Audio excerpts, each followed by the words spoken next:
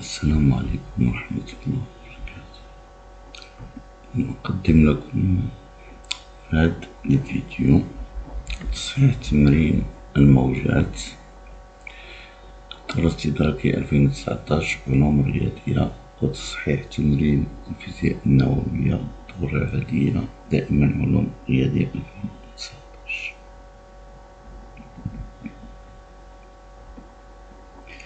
نبدأ على بركة الله.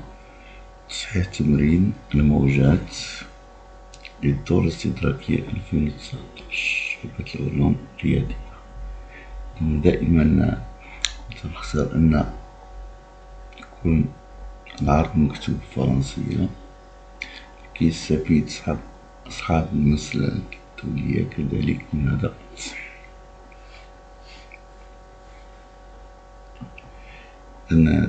كذلك أنصحكم بأن يكون الموضوع بين أيديكم حتى يمكنكم تتبع الشرح.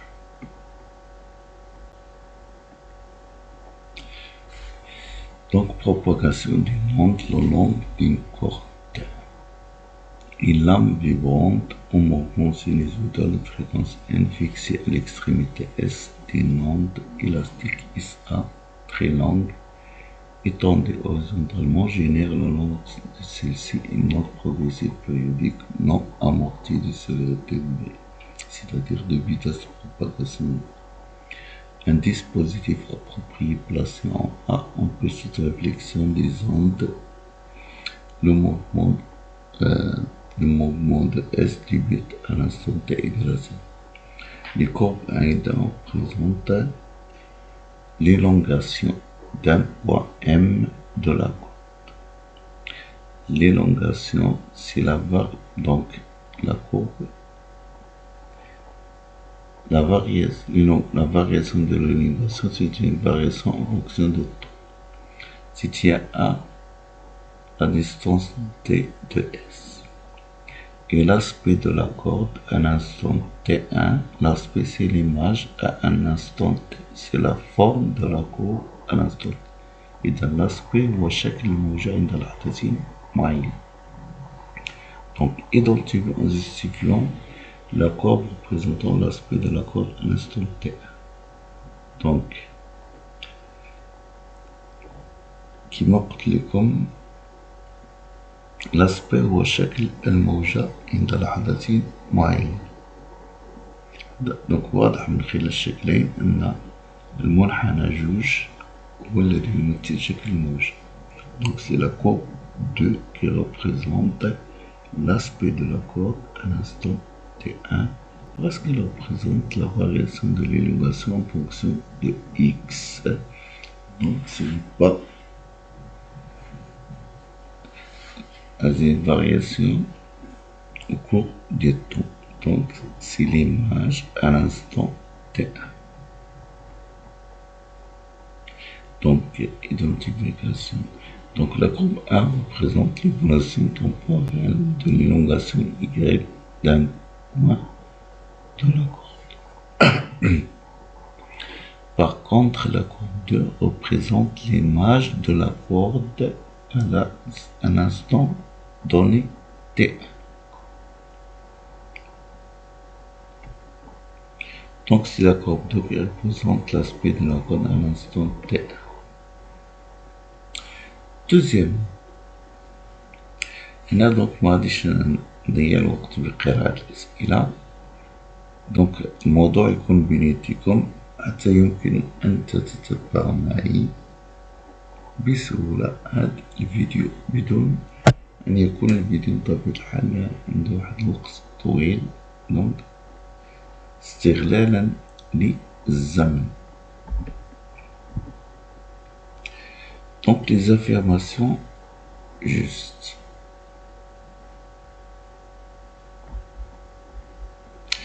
donc donnez le nombre d'affirmations justes parmi les affirmations suivantes. Le phénomène de diffraction ne se produit jamais pour une onde mécanique.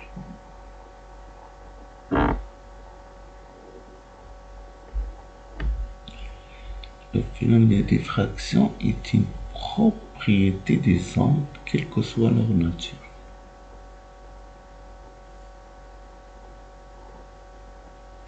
Et les ondes mécaniques sont des ondes. Donc l'affirmation est fausse. La deuxième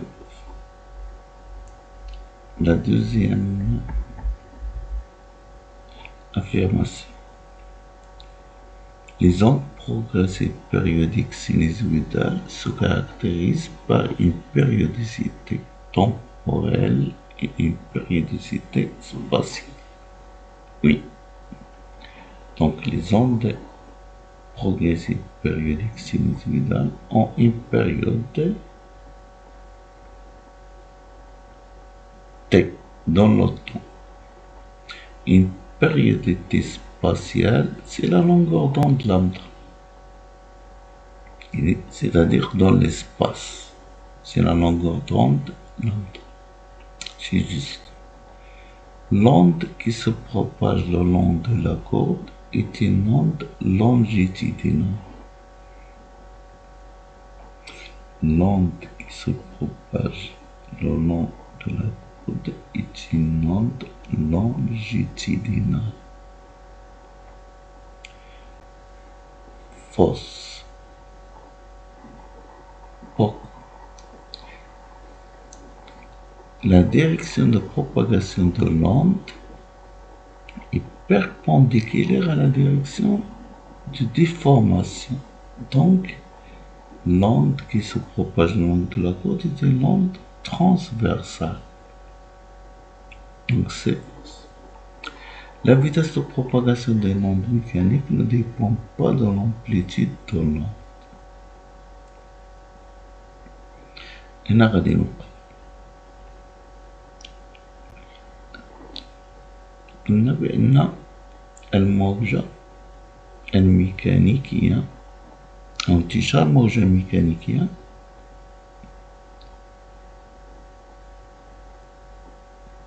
يتعلق بوسط الانتشار، طبيعة وسط الانتشار. Donc هنا بالنسبة les amplitudes qui sont faibles, cette affirmation est juste.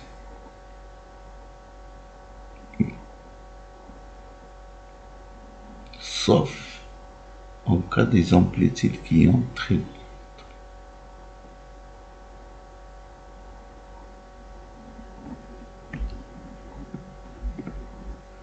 Donc c'est fausse. L'onde qui se propage le long des cordes est une onde transversale car la direction de propagation est perpendiculaire à la direction de... Donc D juste. Pourquoi? La vitesse de propagation des ondes ne dépend ni de la forme لا تتعلق بالشكل أو وسع التشويه ne dépend ni de la forme ni de l'amplitude de l'ébranlement. L'ébranlement, c'est la perturbation, c'est la déformation. C'est à condition que, donc, quand est-ce la vitesse de propagation dépend de la forme, dépend de l'amplitude. À condition toutefois que la déformation qui en résulte ne soit pas trop importante. Donc si l'amplitude est très grande, dans ce cas-là, la vitesse de propagation dépend de l'amplitude. Par contre, la vitesse de propagation dépend de la nature et de l'état des milieux de propagation. إذا تلاحظوا سرعة الانتشار لا تتعلق لا بشكل ولا بوسع التشويه موجة، ولكن في المقابل سرعة الانتشار تتعلق بطبيعة وحالة وسط الانتشار. انت تتكلم عن الحالة مثلا الحبل توتر الحبل مثلا. نتكلم على الطبيعة، نتكلم على الحبل، الطول ديالو، القطر ديالو، هادو تيتسمى لا ناتور، يعني طبيعة ديال وسط الانتشار. وكذلك طبيعة الحال عندنا الحالة الفيزيائية كذلك كندخلوها صلب، سائل أو غاز.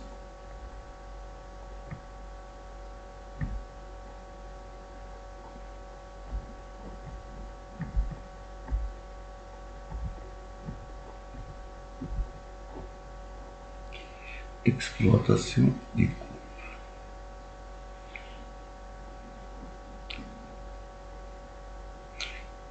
Donc, la longueur d'onde. On sait que la longueur d'onde est la plus petite distance qui sépare deux points du milieu de propagation qui ont le même état vibratoire. Donc, d'après la courbe 2,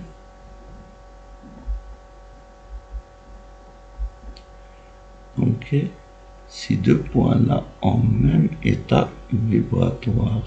Donc, la plus petite distance entre les deux, c'est lambda qui est la longueur d'onde. De même, ces deux points sont deux points successifs qui ont le même état vibratoire. هاتين النقطتين هما نقطتين متتاليتان نفس الحالة الاهتزازية، وبالتالي المسافة التي تفصل بينهما هي طول الموجة. دونك هذه كيفية استغلال المنحنيات لحساب طول الموجة. دونك هنا طول الموجة تناخدوها من الصورة، من الشكل. دونك لا longueur d'onde, on détermine la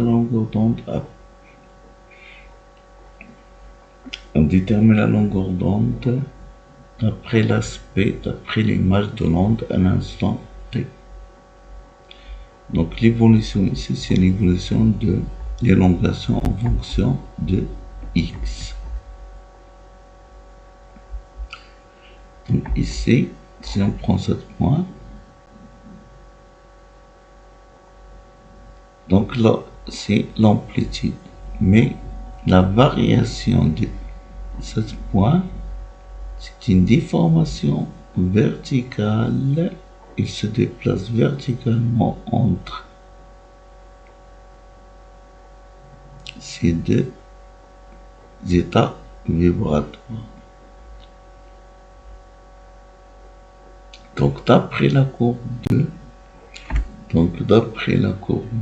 lambda égale à 40 moins 2, qui est 40 centimètres.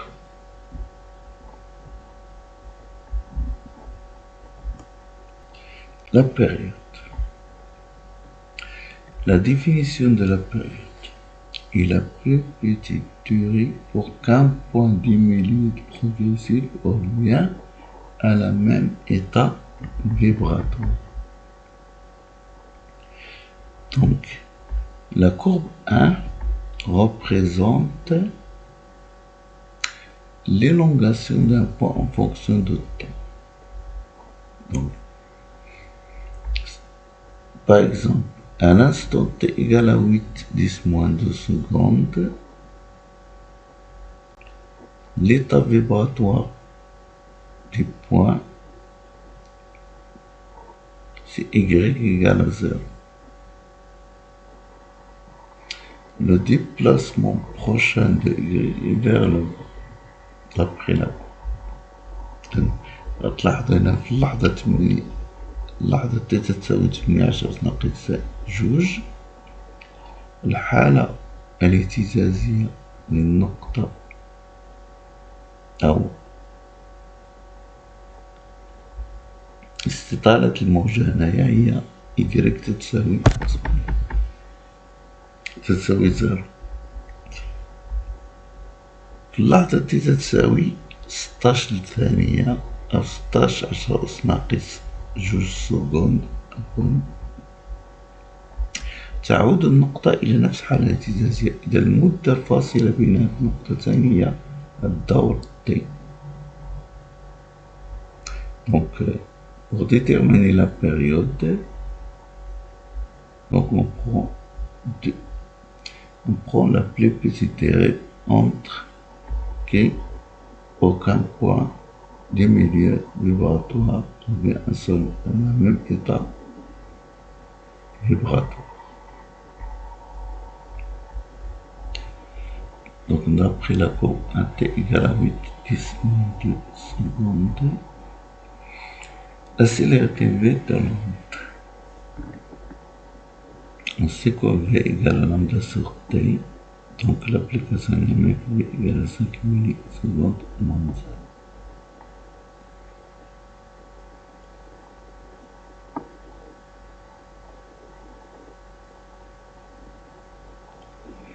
Le retard temporel du point M par rapport à la source. التأخر الزمني للنقطة M بالنسبة ل S. شنو هو التعريف ديال التأخر؟ هو المدة المستغرقة من طرف الموجة للانتقال من S يعني T égale à 0 لكي تصل إلى نقطة معينة. Donc le retard entre le point S et le point M. Donc, la courbe 2 présente l'aspect صورة واحد اللحظة. La courbe 1 représente l'évolution temporelle de l'élongation يعني التطور الزمني للاستطالة بدلالة الزمن. إذن نلاحظ أن الموجة أو الإشارة لا تصل إلى النقطة M إلا بعد مرور مدة زمنية دلتا تي تساوي ناقص،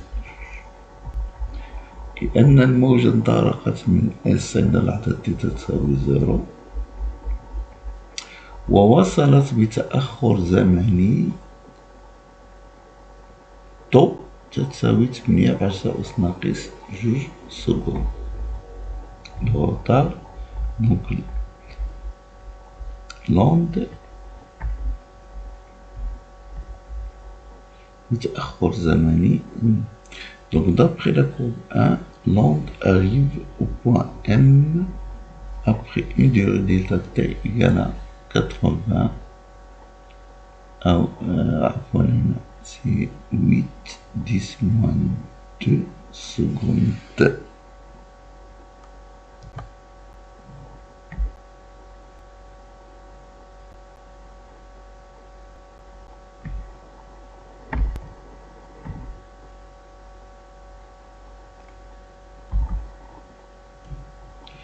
Huit 10-2 secondes qui est égal à 80 millisecondes.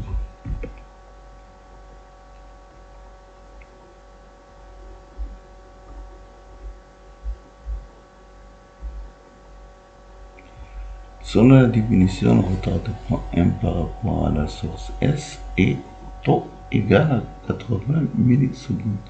C'est le temps mis par l'onde pour arriver de S à M, qui est delta T.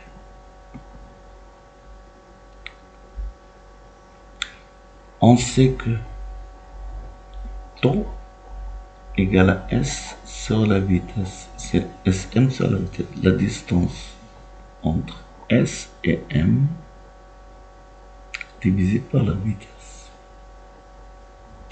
Donc égale à T divisé par V. Donc T égale à τ multiplié par la vitesse. Application numérique. τ 80 millisecondes, la vitesse, on a déjà calculé la vitesse. τ égale à 0,4 millicm qui égale à 40 cm.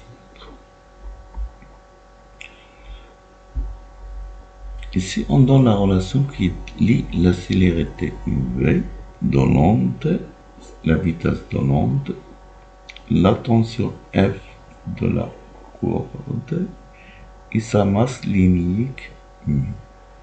La masse linéique, c'est le rapport entre la masse et la longueur, quotient de la mesure de la masse sur la longueur.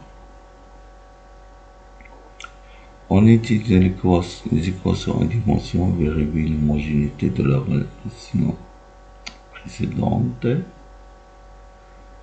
La corde est-elle un milieu dispersible?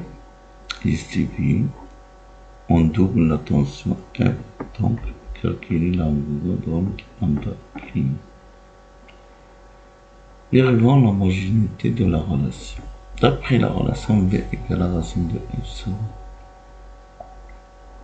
Donc V c'est la vitesse qui représente la distance divisée par le temps.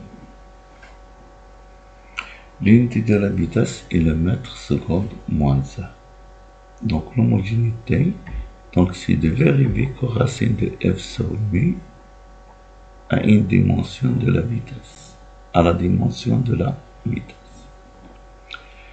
Donc la dimension de racine de F sur mu égale à la dimension de la masse multipliée par l'accélération.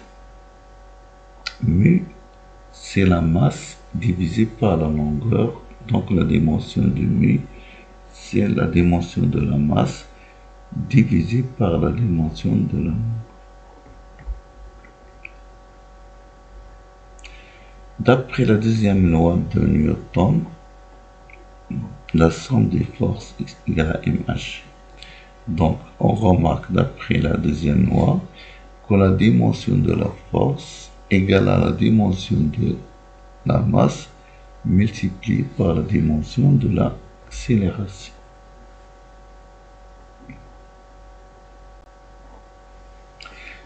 La dimension de l'accélération est le mètre seconde moins 2. Donc, on remplace A par la dimension qui est la longueur multipliée par le temps, la dimension de la longueur du monde. La racine, c'est 1 sur 2. On simplifie par la masse, par la longueur. Donc, L moins A donne L au carré, T moins 2.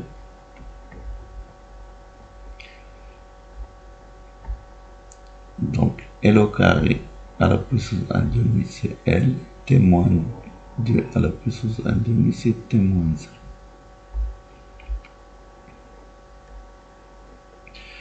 1. Donc, la dimension de racine de epsilon, c'est la dimension de la longueur multipliée par la dimension de la T moins 1 qui est la dimension de la vitesse. Donc, la relation est homogène. On remarque bien quand on obtient la dimension de la vitesse, donc la relation est homogène. لأن الناس يكونوا بينا بأن البعد ديال جذر F على مي هو نفسه البعد ديال السرعة، وبالتالي فالعلاقة متجانسة من حيث الأبعاد.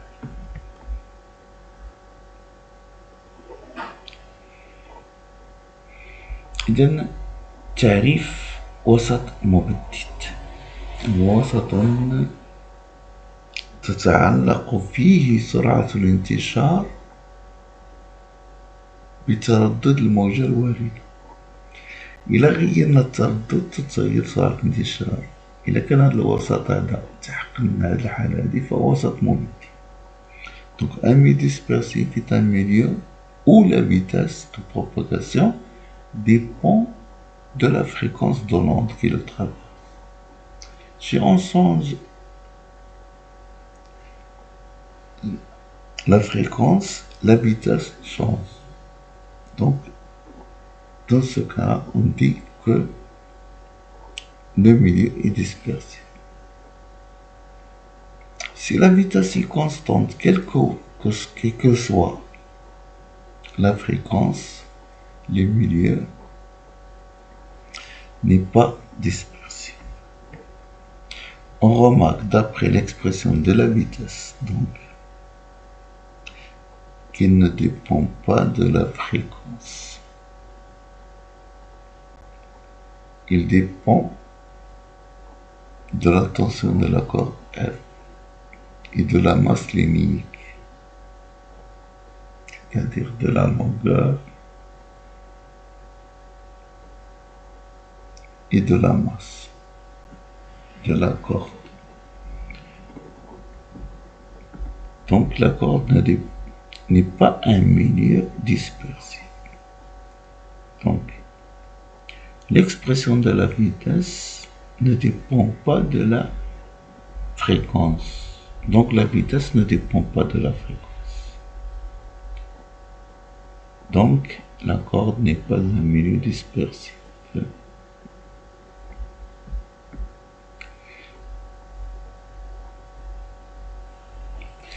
Donc ici calcul de la longueur d'onde lorsqu'on calcule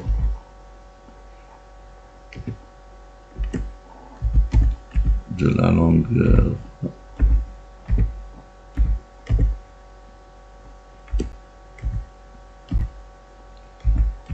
d'onde lambda prime lorsqu'on double la tension.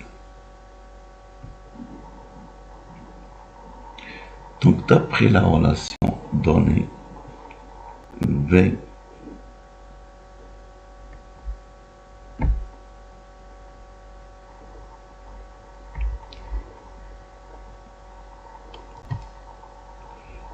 d'après la relation donnée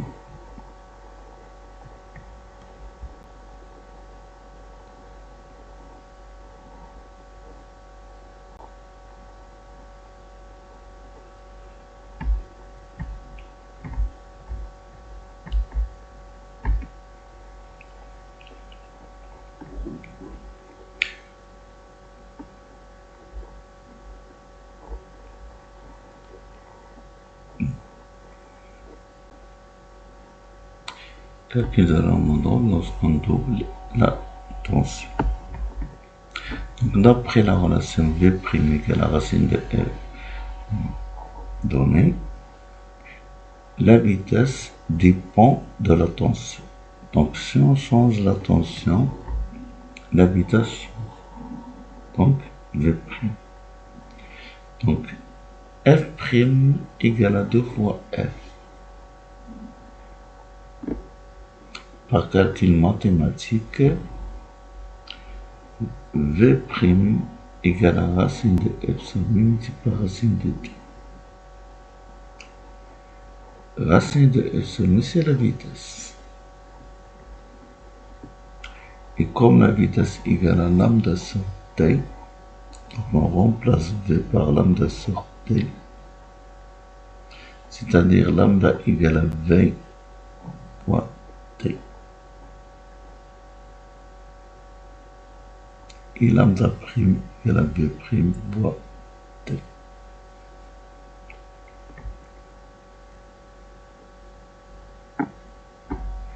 Donc lambda prime, donc V prime c'est V fois racine de T. Donc je remplace V prime par V racine de T. Donc et T fois V c'est quoi? C'est lambda. Lambda prime égale à lambda fois racine de 2. Application numérique. On remplace lambda par sa valeur. On trouve que lambda prime égale à 56,56 cm à peu près.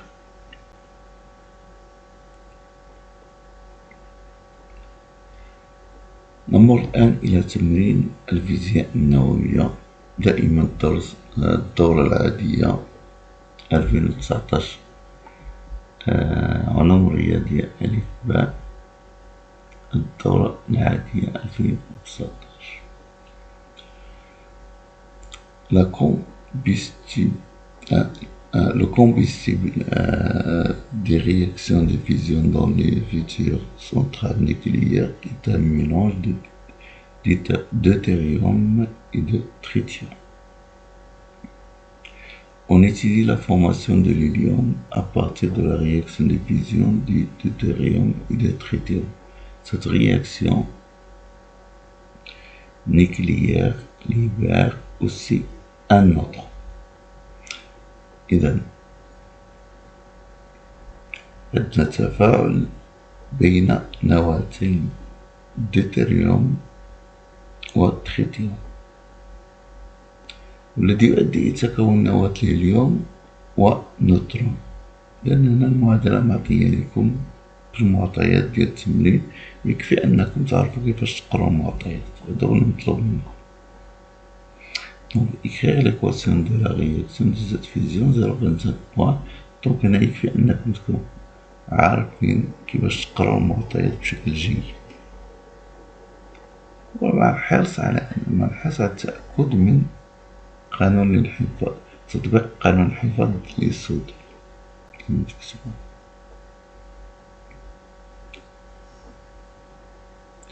Donc تفاعل الديوتيريوم مع التريتيوم يؤدي إلى تكون نواة الهيليوم زائد نيوترون. إذن هنايا قانون الصوديوم عندنا 1 زائد 1 جوج، عندنا 2 زائد، دونك انحفاض الشحنة زاد. من جهة أخرى عندنا 2 زائد 3 5، وهنا 4 زائد 1 هي 5، دونك انحفاض عدد الكتلة أ. إذن هنا تنشوفو تطبيق أو قانون صودي للانحفاض.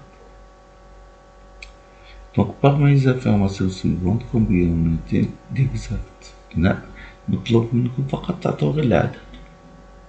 إذا كنت غادي نشرح دابا هو فقط يكون عندكم في الوسط. إذا هنا قالك دوني سالمون لو نومبر، يعني متحدوش تا شكون هي، واش أ ولا بي ولا سي. كانوا جوج غتقولو جوج، كان 3 غتقول 3، كان 1 غتقولو 1، مكاينش زيرو. هذا هو اللي مطلوب منكم في هاد السؤال، ولكن غادي نشرحو chaque affirmation. L'énergie de liaison d'un noyau est égale au produit du défaut de masse du noyau et de la célérité de la lumière dans le vide. هنا تيجي لكم أنا بصح، ولكن هنا تيقولك لو برودوي du défaut de masse vrai et de la célérité de la lumière. Non, c'est le carré de la célérité. Donc fausse. La masse du noyau est inférieure à la somme des masses des nucléons, donc vrai. La fission nucléaire concerne uniquement les noyaux légers dont le nombre de masse est inférieur à 2. La fission concerne les noyaux lourds, donc fausse. La réaction entre le barium et l'hélium conduit au carbone est une réaction de fusion. Oui, ces deux noyaux sont deux noyaux légers. Donc la fusion entre deux noyaux donne un noyau plus lourd. Donc vrai. La fission nucléaire est une réaction nucléaire spontanée. Les réactions spontanées sont des réactions qui se produisent aléatoirement, تلقائيا. Par contre, la fission et la fusion sont deux réactions profondes، يعني هي تحولات محررة. Donc fausse. Donc l'énergie de liaison est le produit du défaut de masse delta M par le carré de la célérité. Ce n'est pas par le carré. Donc le défaut de masse, c'est la relation des défauts de masse. B exact. C'est fausse. La fission nucléaire concerne des noyaux lourds.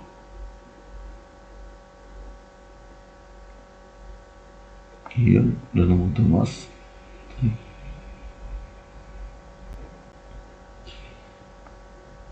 D exact, car la réaction de fusion concerne les noyaux légers.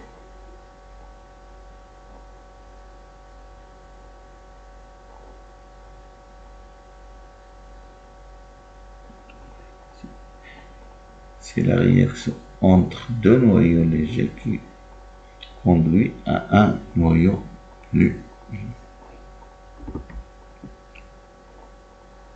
fausse. La fission et la fusion nucléaire ne sont pas des réactions, ce sont des réactions nucléaires provoquées, ce ne sont pas des réactions nucléaires spontanées لأنهم ليسوا بتفاعلين نوويين تلقائيين، هما تفاعلين نوويين محرضين يتمان بتدخل الإنسان. دونك إلا حسبنا هنايا غنلقاو عندنا جوج الأجوبة صحيحة لأننا نكتبو في ورقة deux affirmations qui sont justes.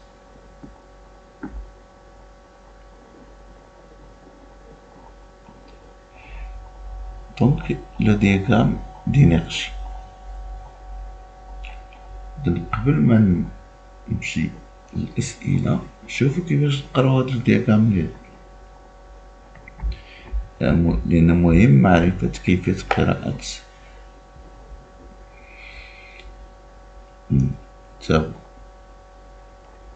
مخطط الطاقة.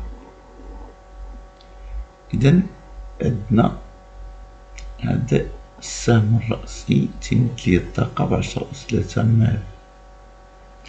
مثلا O1 اللي هي 4.62526 تتمثل الطاقة ديال 3 نيوترونات زائد 2 بروتونات، طاقة الكتلة.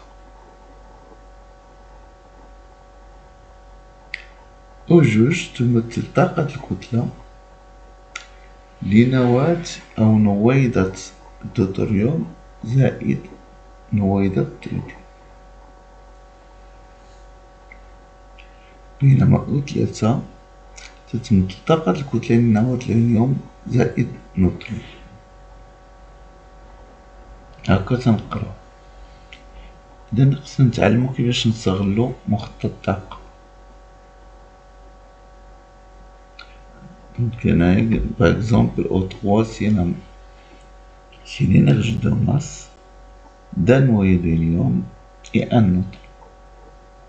Donc en utilisant le diagramme d'énergie ci-contre, calculer en unité MeV l'énergie de liaison les noyaux de l'hélium, l'énergie libérée par cette réaction de fusion, en déduire en unité de l'énergie libérée que l'on pourrait obtenir si on réalisait la réaction de fusion d'une mole de noyau de deutérium avec une mole de noyau de tritium. Calcul de l'énergie de liaison des noyaux de l'hélium.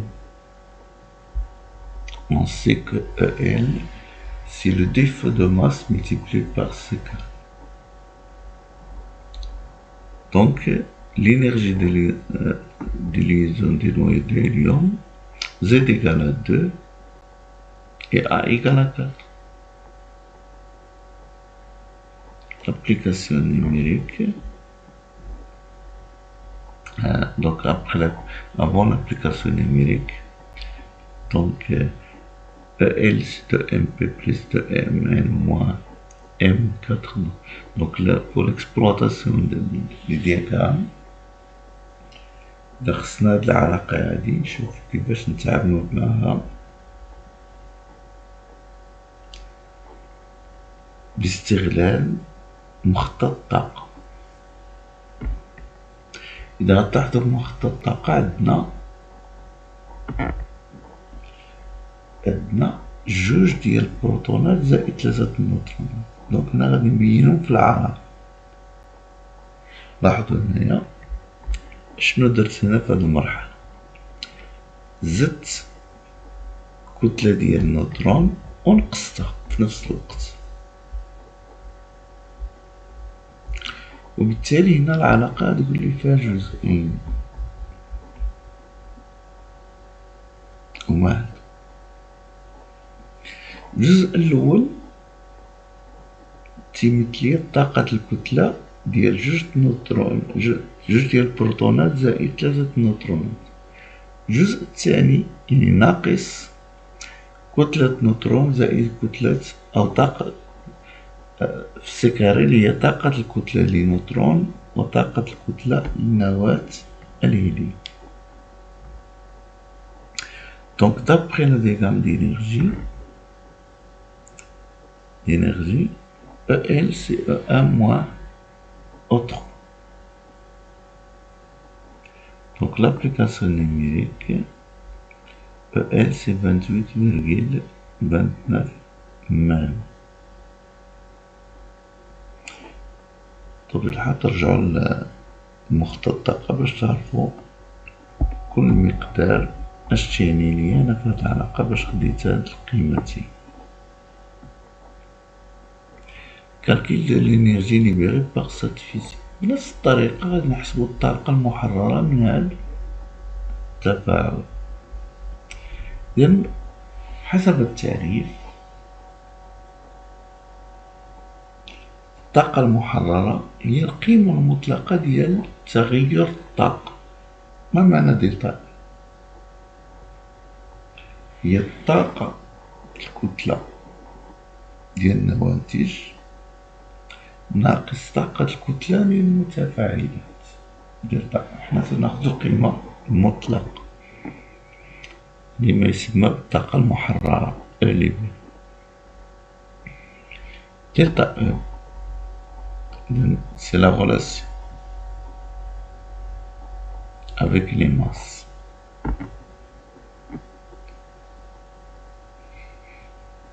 Donc je développe نشر نضرب الجزء الأول في سي كاري والجزء الثاني في سي كاري. اش تيبان لنا؟ تلاحظوا هنايا بأن الجزء الأول هو طاقة الكتلة لنواة الهيليوم زائد نوترون. الجزء الثاني هو مجموع طاقة الكتلة لنواتين الديتريوم وتريتيوم. نمشيو مباشرة لمخطط الطاقة اللي تعطينا قيمتين. الجزء الأول هو O3 بينما الجزء الثاني هو O2. دلتا هنا تخرج لنا سالبة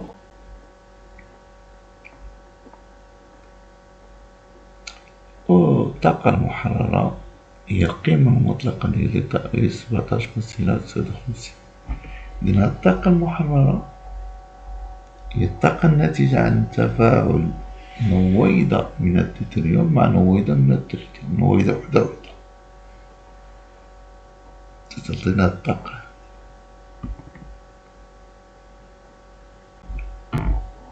هنا السؤال اللي مطروح l'énergie libérée lors de la réaction d'une mole de deutérium avec une mole de tritium. يعني مول واحد مع مول، بينما الطاقة اللي حسبناها هي نواة مع نواة. إذا المول عدد النويضات اللي موجود في المول هو عدد أفوغادرو. دوكا نضربو هاديك الطاقة في عدد أفوغادرو باش نلقاو الطاقة المحررة من هذا التفاعل مول مع مول. Donc on sait que EL est l'énergie libérée lors de la fusion d'un noyau de deutérium avec un noyau de tritium. يعني نواة نويضة مول. Donc l'énergie libérée de la réaction d'une mole avec une mole de tritium est, donc là on change de notation, E' égale à le nombre, la constante d'Avogadro multipliée par delta E.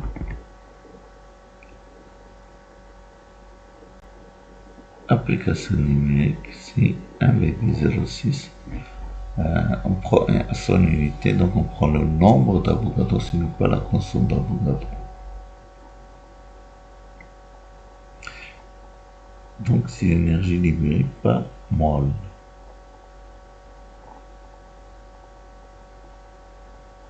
Avec 10 puissance 25. شو السؤال الأخير؟ Le temps d'équivalent pétrole est une unité d'énergie utilisée dans l'industrie et en économie. Il sert à comparer les énergies obtenues à partir des sources d'hydro. هنا مصادر الطاقة كتير. المقارنة استعملوا هاد المقدار اللي هو الوحدة اللي هي لا طون d'équivalent pétrole unité d'énergie. أشنا هو هاد TEP le tonne d'équivalent pétrole. Une tonne d'équivalent pétrole représente 4,2 10 puissance 10 joules. القيمة ديالو والتعريف هو الطاقة المحررة، متوسط الطاقة المحررة باحتراق 1 طن من البترول. هو متوسط طاقة محررة أثناء احتراق طن من البترول. C'est l'énergie libérée en moyen par la combustion d'une tonne de pétrole. القيمة ديالو معطية لنا اللي هي 4.2 10 puissance جول. إذا لاحظنا الوحدة هي le joule qui est l'unité internationale de l'énergie. Soit N, le nombre de tonnes de pétrole à brûler pour obtenir une énergie équivalente à celle libérée par la fusion de 2 grammes de deutérium et 3 grammes de tritium. إذا هنا سهلون، قالوا لنا بأن 2 غرام فيها deutérium فيها 1 مول، وقالوا لنا بأن 3 غرام من التريتيوم فيها 1 مول. دونك لما تتفاعل 2 غرام من الديوتيريوم مع 3 غرام من التريتيوم، يعني فقط تفاعلت 1 مول مع 1 مول اللي غيعطيونا الطاقة اللي حسبنا في السؤال السابق بالميل.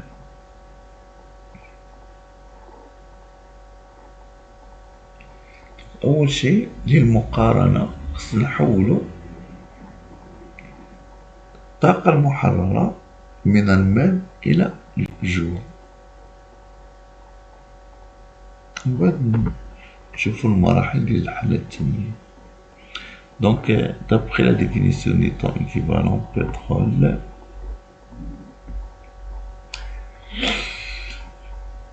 donc باش نحسبو هاد عدد طونات،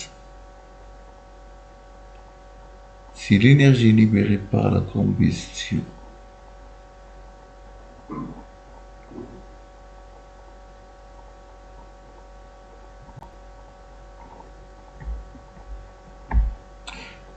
c'est l'énergie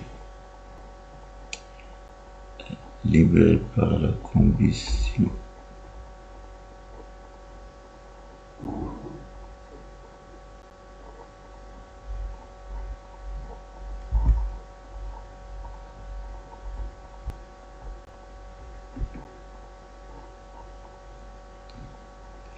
de 1 tonne de pétrole en joule divisé par 1 TEP en joule. Ça c'est N.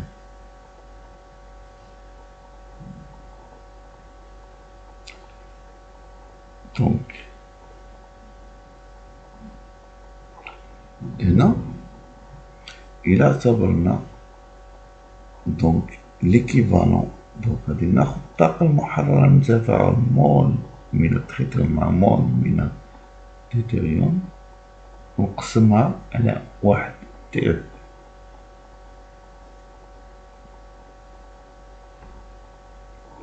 تعطينا تقريبا 40.4 4. إذا أعيد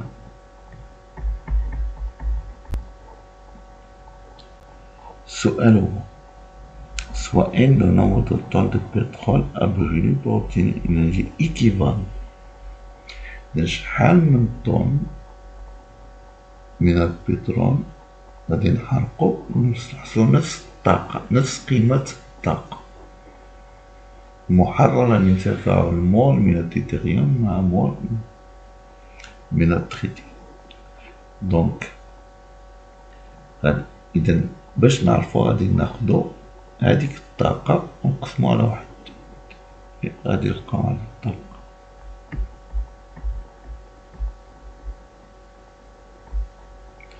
والسلام عليكم ورحمة الله وبركاته، ونتمنى من الله سبحانه وتعالى أنني توفقت ولو جزئيا أن في إيصال حل أو أن نشرح التمارين بكيفية مبسطة.